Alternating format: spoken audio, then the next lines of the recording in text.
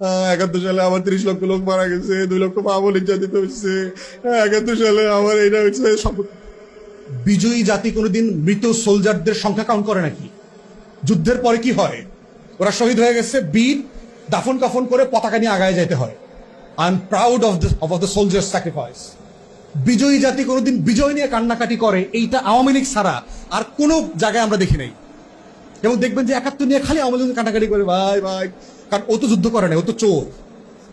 ও তো ওর মধ্যে হীনমন্যতা কাজ করে। ও কলকাতায় গিয়া সোনাগাছি আর ধর্মতলায় তো খাট কাঁপায়া যুদ্ধ করছে।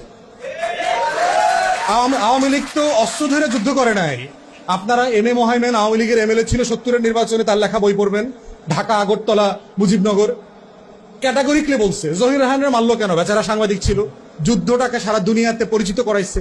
কারণ হলো এই আওয়ামী যে সোনাগাছির মুক্তিযোদ্ধাদের জীবন তিনি তুলে ধরছেন তার ডকুমেন্টারিতে। উনি বলছেন ফাঁস করে দিব এটা, যদি আমার ভাইরে আমি খুঁজে না পাই, শহীদুল্লাহ কাসারে যদি খুঁজে না পাই, তো করে সব আকাম কুকাম সব ফাঁস করে দেব।